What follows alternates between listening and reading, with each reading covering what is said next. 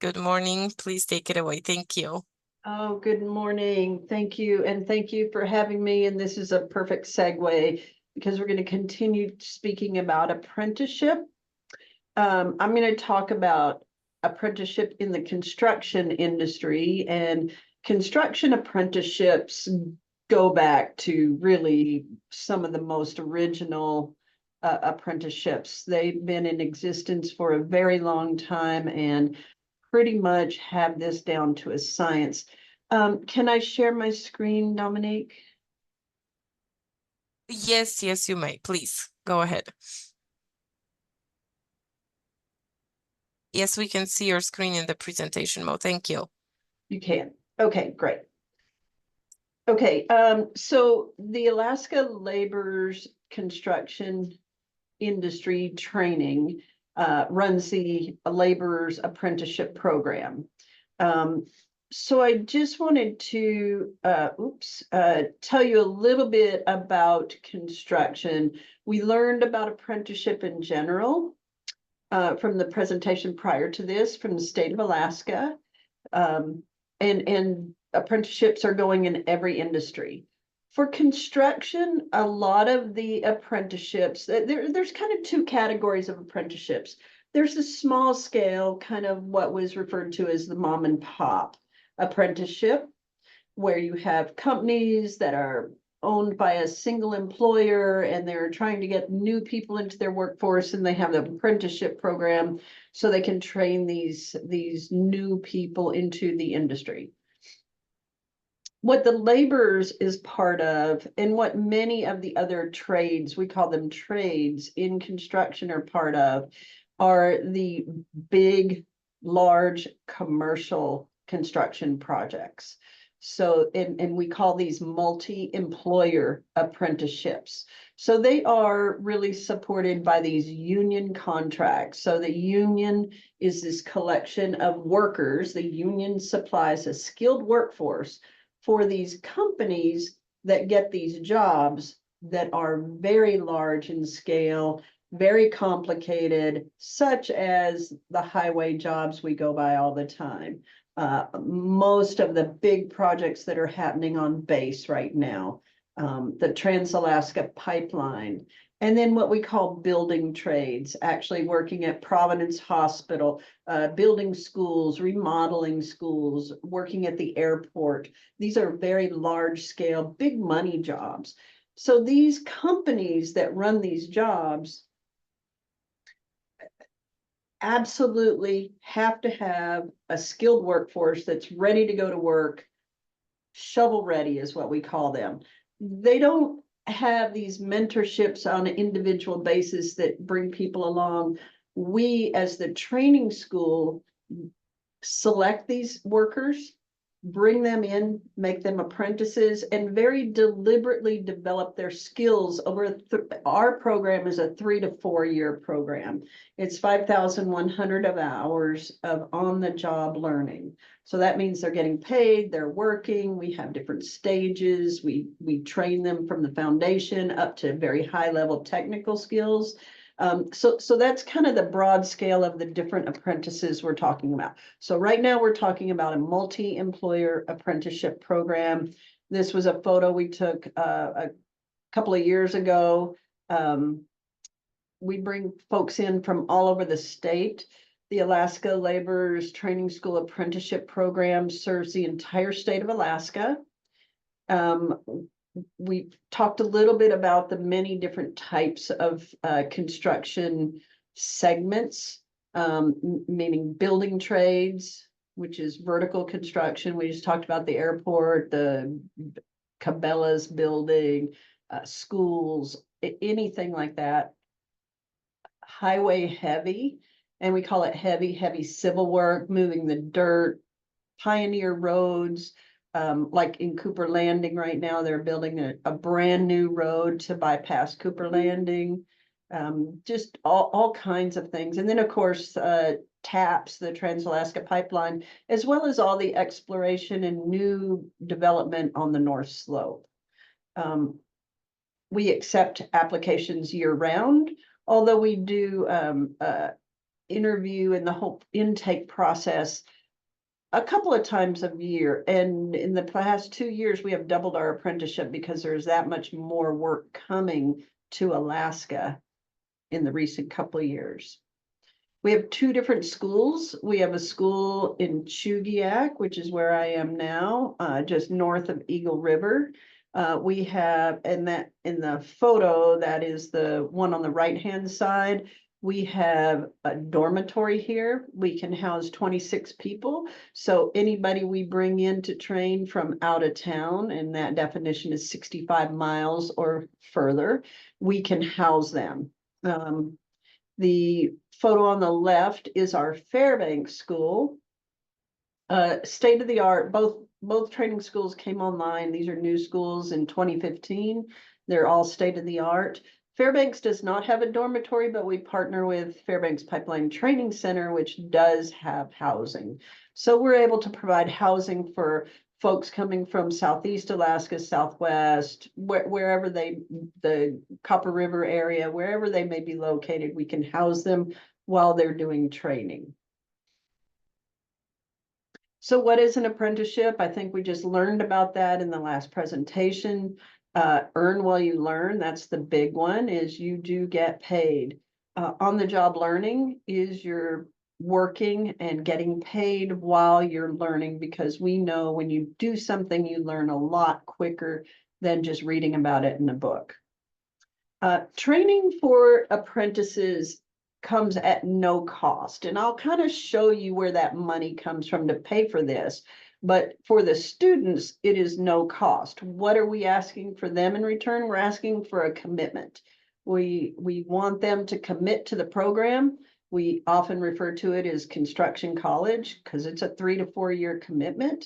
We want them to commit to finishing the program and becoming a journey worker so that they can go to work, make great money, because our industry, our contractors absolutely need skilled workers.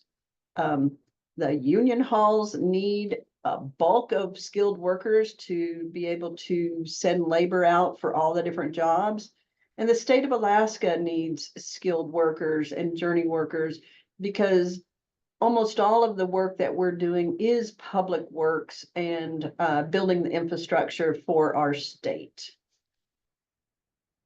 And the degree, it was mentioned before, we work with the University of Alaska. So once you finish the apprenticeship program, you can get college credit and be on your way to earning a degree through the university as well. Community benefits are huge. When you take young people and give them a living wage, a job that they truly can support a family with and pay for their housing and pay for their vehicle and insurance and all that, they actually, research shows they are better community members. They are able to be more involved with their kids and their schooling. You have less domestic violence, you have less problems as a society, you have less substance abuse issues. There's just many, many benefits of giving people an opportunity to truly make a living wage and not have to work 3 or 4 jobs. For construction apprenticeships, they vary a little bit, but generally they're going to be very similar. 18 years or older. We can't put people to work in construction until they're 18. Our qualifications are that they must complete high school or have obtained a GED. That's because we know how important education is. This is post-secondary education. It is not replacing secondary education.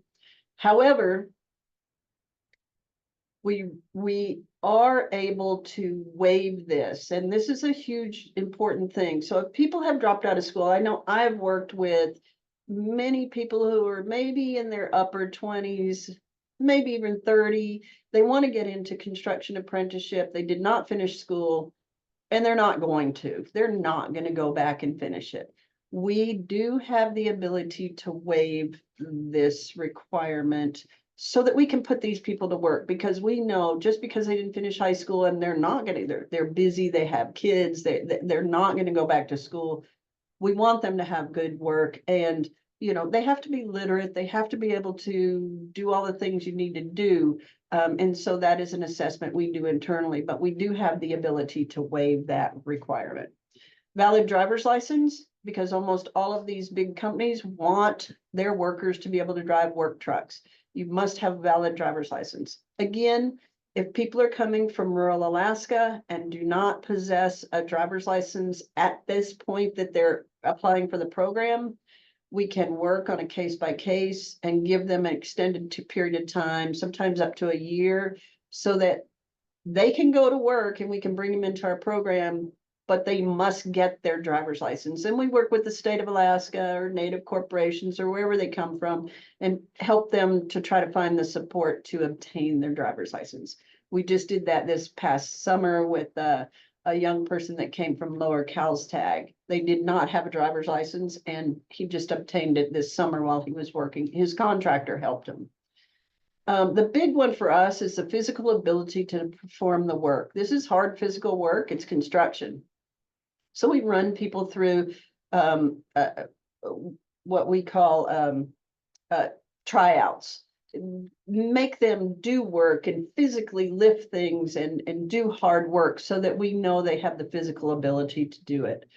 We also want to make sure everybody has the ability to travel, because almost always you're not going to be able to sleep in your own bed and work on one of these big construction projects. They're always different. They're always moving.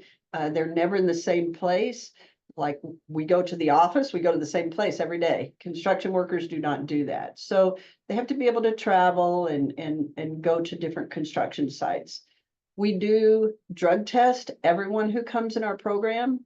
And that is because every single job they will go to, they will have a pre-hire drug test.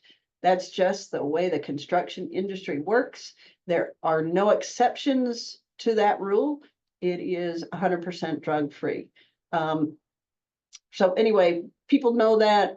They can make those decisions. We give them enough time so when they apply, they can take the drug test and be successful if that's what they want to do. And have reliable transportation. You have to be able to get to job sites. Again, this is one we do for young people. You know, is this right for you? Because construction is not right for everyone. But for a huge segment of our population in Alaska, this is right up people's alley. I know I've worked throughout the state and especially in rural areas. There's a lot of young men who need to know about apprenticeship because they are hugely successful.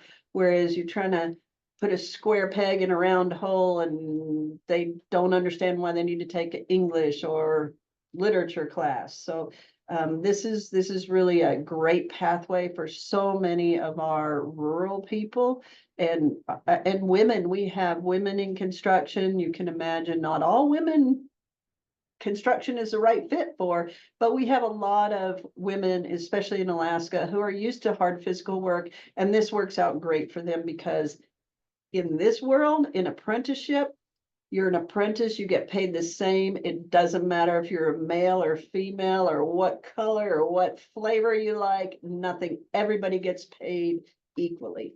So that's one of the really excellent things about this apprenticeship program. And it comes with a lot of benefits. So this is a little diagram that's going to kind of show you where the money comes from. When we are a multi-employer apprenticeship program, that money that pays for the training school, that helps supply all the dormitories and everything we do to support apprentices as they develop their skills, come from this agreement between the unions and the contractors, the people that put them to work. They make an agreement and negotiate benefits. One of the benefits that these workers have is for training. And these contractors, as well as the union hall, have identified training as a critical aspect for a long-term, stable, skilled workforce. It works.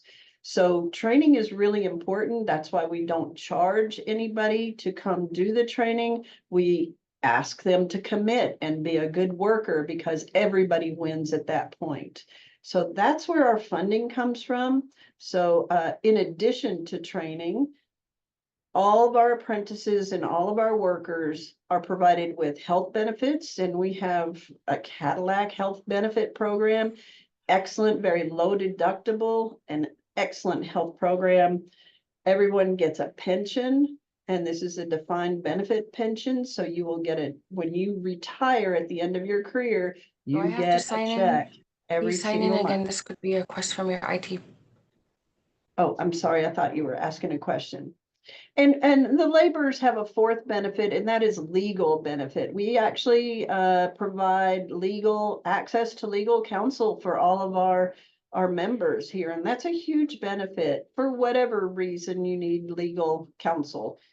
Those are the four benefits that the laborers have, and it is really a sweet thing for those benefits. Additional costs that apprentices will have to pay. Yes, they will have to pay an initiation fee. This is true for any of the union multi-employer apprenticeship programs. The unions usually have an initiation fee. Now this, for the laborers, it's around $500. Nobody has to come with $500 to sign up. When we give them a job and we put them on there and they start making money, we have a payment plan we put them on. So they're expected to pay when they start making money. They do need specific work gear, special boots, special clothing, of course, rain gear and warm gear. We work with the state of Alaska and Native corporations or other resources and try to match up our apprentices with those resources to help them purchase their initial work gear so they can go out and start working. The training school will also provide all the training certificates that are required in construction. There's many industry mandated certifications that are required. We provide that for all of our workers here. And union dues. Union dues are very common. That's a monthly amount of money that you pay to be a member, and you have representation, and they put you to work. They negotiate the contracts and put you to work. Benefits, I'm going to go quickly over this. This is for apprentices coming in. This is kind of how their benefits kind of segue in and how they earn them. After 360 hours of working, you'll get medical, and then also for vision and audio, it's a few more hours, 600 hours. And then also bringing in your family. No additional charges for your health care or anything is taken out of your check. All of that money is supplied through this negotiated agreement between our contractors and the union hall. So when they say you make this much money per hour, that is on your check. Nothing gets deducted for health care. If you have 10 kids or you have 0 kids, you have full coverage for your entire family when you are working through this program. The types of work that laborers do. This is probably the biggest challenge that I have, is describing what we do. Other trades in construction are operators, right? They're operating the big equipment. They're in the big excavators and dozers and all kinds of heavy equipment. We have electricians.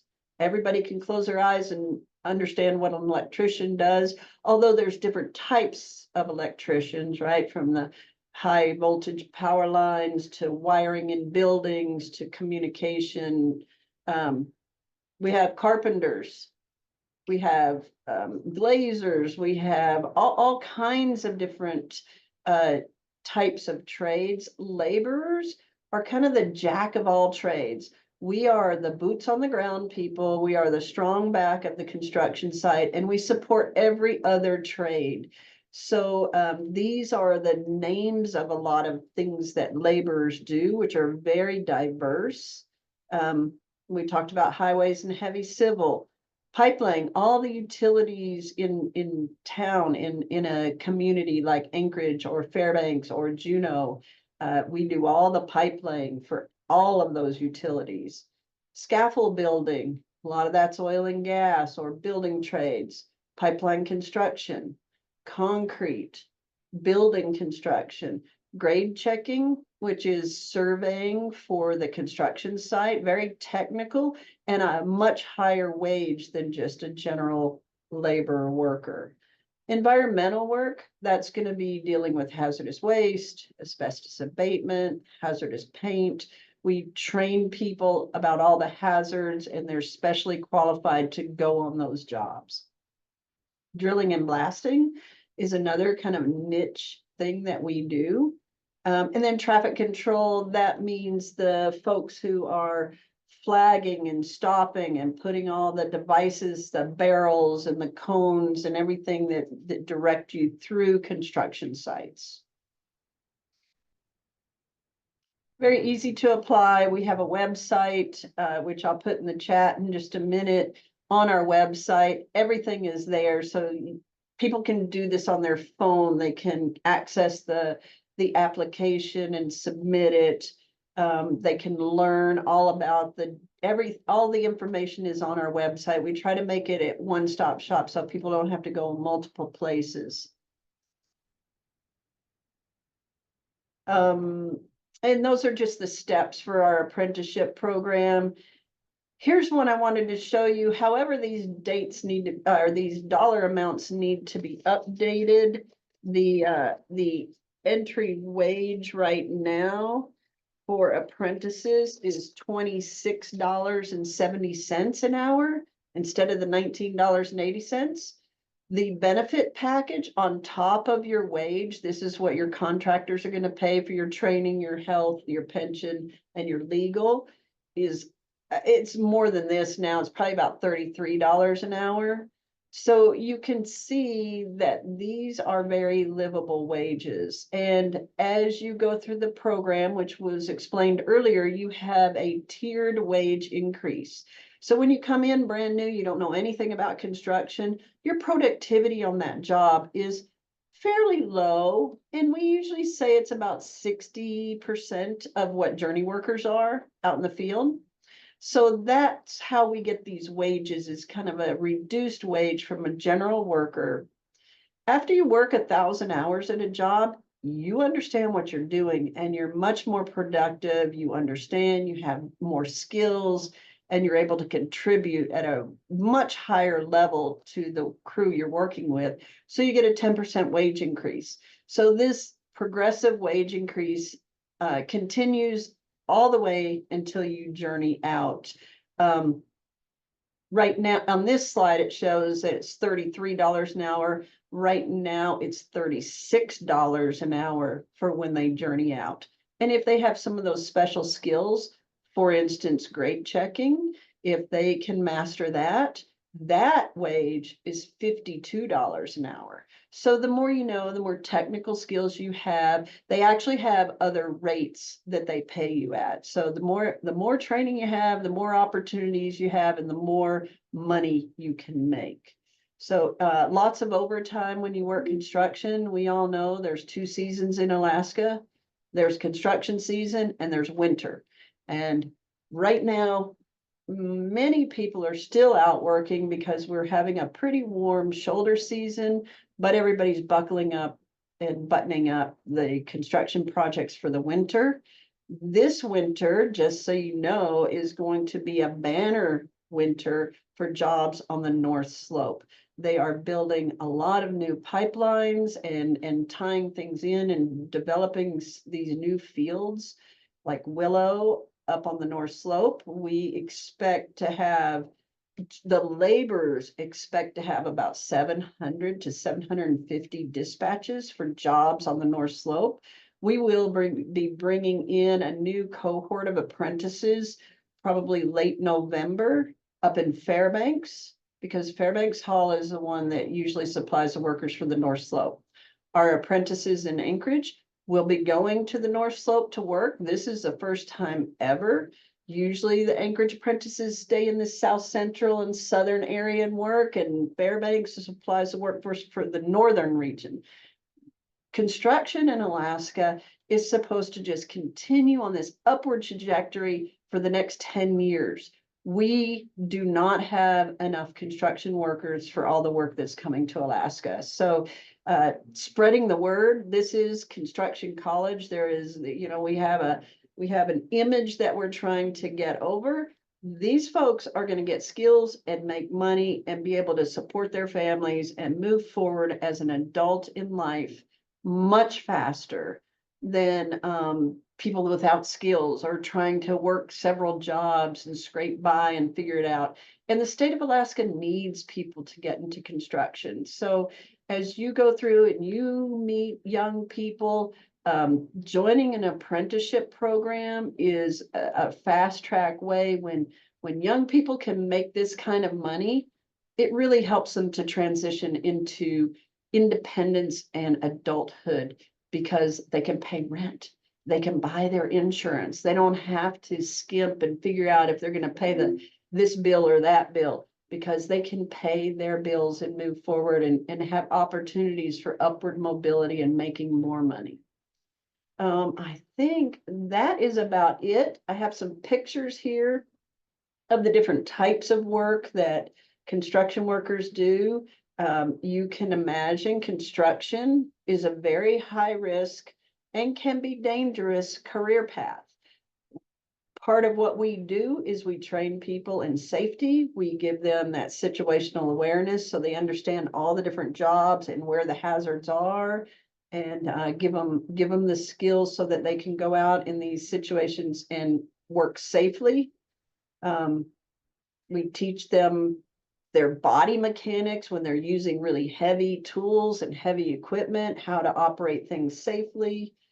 Drilling and blasting here on this. This was a Pioneer Road. This was up at the Bradley Dam when they extended that. All kinds of pipeline work, huge culverts. We were just out at the Cooper Landing Pioneer Road yesterday, putting together enormous multi-plate culverts for wildlife crossing under that new highway.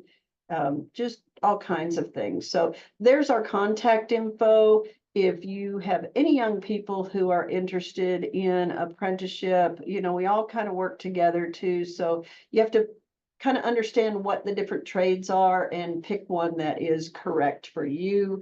The laborers, we have a lot of people. We brought in about 40 people last year at both Anchorage and Fairbanks, or Chugiak and Fairbanks. And we brought in the same amount the year before. So we have doubled our apprenticeship at both schools for the last 2 years. Probably on track to do that again. We're trying to build this workforce because that's how much work is coming to Alaska. And I'm happy to entertain any questions.